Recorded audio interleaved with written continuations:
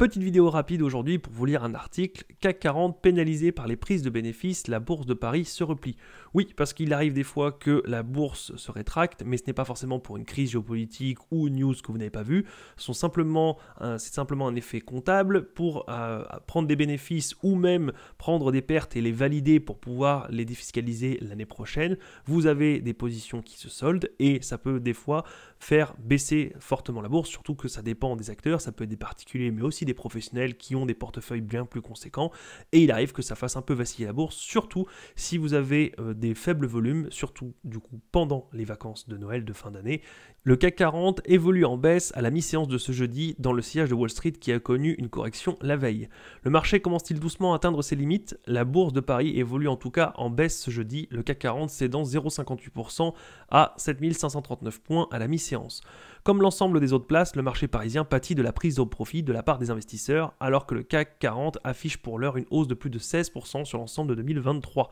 Le mouvement a démarré mercredi soir vers 20h, quand les indices américains se sont retournés avant de clôturer en nette baisse, le S&P 500 perdant 1,47% à la fin de la séance. Les marchés ont soudainement changé de braquet hier, mercredi, en fin de séance aux États-Unis, le S&P 500 affichant sa plus forte baisse journalière depuis septembre. Note Deutsche Bank. Les pertes du marché sont survenues dans un cadre d'un mouvement plus large de réduction d'appétit pour le risque, ajoute la banque allemande.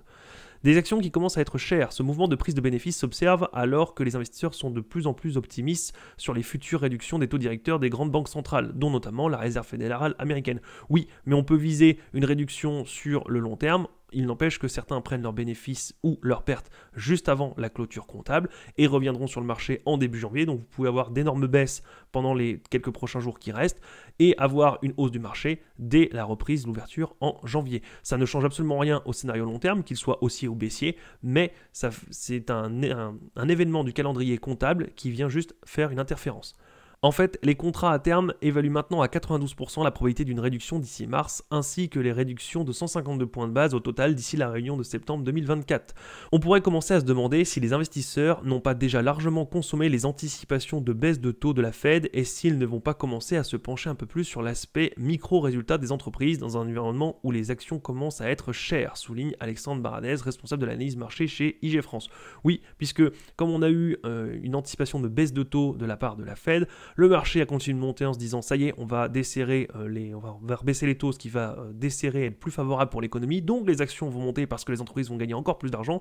Oui et non, puisqu'il faut regarder plutôt micro parce que maintenant certaines sociétés n'arrivent plus à gagner du chiffre d'affaires, n'arrivent plus à gagner en volume et on arrive à un moment donné aussi où le consommateur consomme moins, il puise un peu plus dans ses réserves, du coup il est un peu plus restrictif et un peu plus intransigeant, il regarde forcément ce qu'il doit consommer en priorité et les investisseurs font de même puisque quand les résultats commencent à stagner, on se replie vers les dossiers les plus qualitatifs et où on repasse en liquidité pour être sûr de pouvoir quand même conserver une partie de son capital. Donc on a deux effets là, l'effet comptable mais aussi l'effet de le manque d'optimisme ou au moins le retour à la réalité qui fait que oui, même si les taux vont se desserrer, vont rebaisser, ça ne veut pas dire que tout va aller miraculeusement bien dans le meilleur des mondes. Il peut y avoir une récession, il peut y avoir des contraintes économiques qui font que même si on desserre, mais si ça plonge, ça sera moins douloureux, mais douloureux quand même.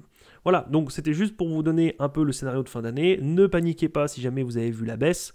Ne paniquez pas non plus pour vite retirer vos liquidités et ou renforcer en vous disant ça y est, c'est une prise de bénéfice comptable, ça ne veut absolument rien dire, je renforce parce que ça reviendra de plus belle en janvier. Attention, on ne sait pas, il peut se passer plusieurs choses en 2 semaines, mais faites attention, mais pensez à ça dans votre scénario. Évaluez votre portefeuille, faites ce qu'il faut pour bien dormir la nuit et passer de bonnes fêtes, comme ça vous serez beaucoup plus serein et vous pourrez être vraiment présent au moment des fêtes avec les gens qui vous entourent et non pas à penser à vos actions ou vos potentielles pertes. Voilà, je vous souhaite de bonnes fêtes de fin d'année et je vous dis à la prochaine. Salut!